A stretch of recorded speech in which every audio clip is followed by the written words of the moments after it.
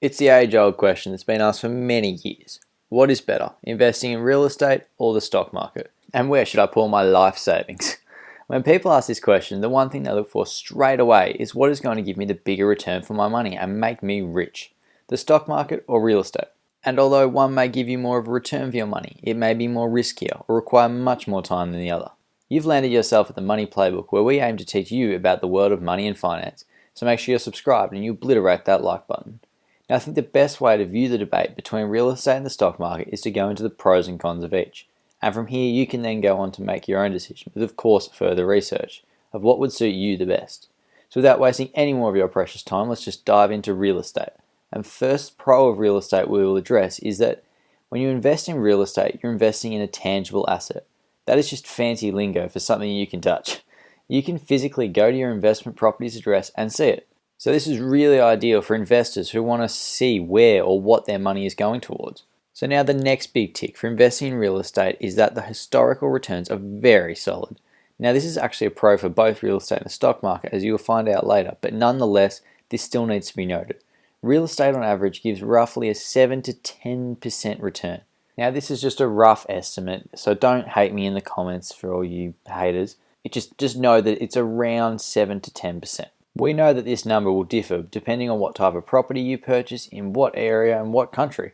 So it should not be used as a rock hard number for return on your money. This number can be just much more, or it can be much less. The keynote is that historically real estate is an appreciating asset. So the next pro of real estate is huge, and that is the power of leveraging. Now I bet the majority of people out there won't have a cool 300k sitting in their back pocket to buy an investment property when the opportunity arises. But how about 60k for a 20% deposit? Now I know this is still a lot of money, but I like your chances of saving up 60k opposed to 300k. And this is all achievable by the power of leveraging, which is most commonly used when investing in real estate. That is, with real estate you have the ability to go to the bank in order to apply for a loan to cover a portion of the cost of the desired property that you want to buy. This is a huge pro because due to real estate being an appreciating asset, the whole value of the property is appreciating, and all that profit is yours, just opposed to only the 60k that you originally invested that's appreciating in value. And now our last major pro when investing in real estate is the magnificent tax benefits. I won't go into too much detail about all the tax benefits of real estate as it differs from country to country, but for most countries, I think, don't quote me, I'm not an accountant, but depreciation of the actual building, any expenses covered on the property, and of course the repayments of your loan is tax deductible. This meaning at the end of every financial year, you are able to write those expenses off your taxable income, which lowers your tax bill. So now that we have addressed the majority of the sunshine and rainbows of real estate investing, it's time to get into the dark side. Your first con on real estate is when you directly compare it to the stock market, it has a way higher price for entry. Real estate will require you to save up thousands of dollars in order to invest. And yes, don't go in the comments and abuse me again. I know that there is ways to invest in real estate with no or little money down, but that is not for the majority of investors out there. So we will just stick to the majority of us. Real estate will require you to save up a large deposit, and even then, you need to most likely prove to a bank that you are capable of loaning their money and paying it back. Now, one of the largest cons of real estate for some people is that real estate is a much more active investment, especially when you compare it to the stock market. Once you purchase a property, it is now your ongoing responsibility to maintain it. That's of course if you are a good landlord and don't want your property to look like a sack of...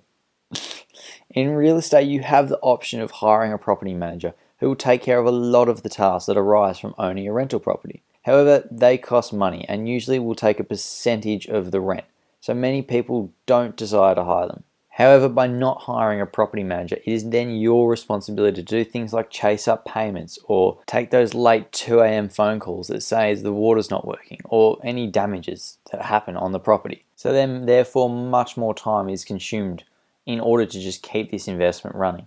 And now our last con for the day for real estate is that it is a much less liquid investment opposed to the stock market. That meaning once you make the property purchase, the ability to access this money again becomes a bit of a process. That is, in order to access your cash again, you will have to sell your property, which will normally involve inquiring with a real estate agent to get a listing going, then having openings for inspections and then an auction, not to mention all the legal and contract work that will happen behind the scenes. And then after all this, you might still not have found the right buyer at the right price. Due to this, real estate becomes the exact opposite of a liquid asset. This can lead to investors to panic sell for much less than what their house is worth in order to just get access to their money quicker, which is a real downfall for some. So now that we've wrapped up most of real estate, let's move on to the pros of the stock market. So firstly, stocks are a very liquid asset. One click of a button and you've sold all your stocks, and the cash is sitting in your hand. You can simply buy and sell stock literally within minutes. That being, if you decide to invest in stocks and a few weeks later you decide you actually need that money, you can simply just sell the stocks and have the money very quickly. Now this sounds awesome, doesn't it? However, the price of stocks can actually go against you. That being, let's say that you decide you need your money, so you sell all your stocks. However, it's at a much lower price than what you bought them at. Then bad luck, you've lost your money. So now the next pro, as mentioned above, is stocks are much more affordable than real estate. This being that you can enter the stock market for literally a few dollars, depending obviously what broker and in what country. But say Robinhood, an American trading platform, literally lets you buy with any amount that you wish. So it's much less cheaper than buying real estate for multiple thousands of dollars. So now the next pro is diversification. As some of you may know, diversification is the ability to not have all those eggs in the same basket. If one sector or area declines in value, it's not the end of the world, as you've got investments in other areas. Diversification is a huge pro when it comes to stock market investing, as it is made very easy. You can quite simply have shares in a financial, consumer, or energy sector for a very little amount of money. Now to move back to the dark side, and that is with con number one of the stock market, which is volatility. When it comes to the stock market, especially in comparison to real estate, volatility is insanely different. I mean, give people the ability to see the value of their shares at a day-to-day basis and there is bound to be mass selling and buying. You can truly be riding a roller coaster when it comes to investing in the share market. One morning everything can be sunshine and rainbows, and then you check your account and bang, you've lost 20% or more of your money. Or the exact opposite could come and you could have 20% more of your money. However, to counteract this crazy volatility, and what the clever, most successful investors know, is that you have to ride the waves and take a long-term approach when it comes to investing in the stock market. And now our last con on the stock market is that it is so liquid. That can be some people's kryptonite. Why, you may ask? Well, when you mix the ability to buy and sell at any moment, and then you mix that with emotion and the crazy volatility of the stock market, it can be very dangerous.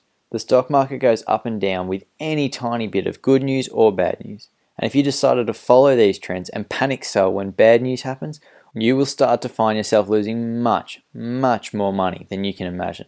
Investing in the stock market can be very speculative and borderline gambling, depending on how you go with it. That's why it is always advised you do so much research about what you invest in, how you're investing, and if you can, seek advice from professional people. So now that we've run through all the pros and cons of each investment vehicle, choosing which path you want to go down can be extremely challenging and daunting. It is no easy choice due to the fact that this is your hard-earned money on the line.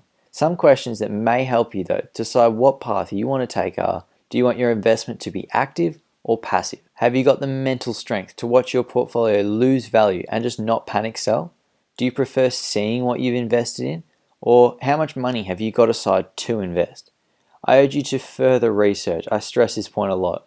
Talk to people and just find out what investment would suit you the best. Then when you want to know what avenue you want to go down, go all out in trying to find the best way that you can make money in that particular vehicle. Let me know in the comments, guys, what your favorite investment vehicle is and why. And with that, we will finish the video here. Let me know if you guys have learned anything from today's video in the comments. Remember, guys, if you want to learn more about financial freedom, increase your financial literacy, or help to understand the world of money, make sure you're subscribed to the Money Playbook and you smash that like button.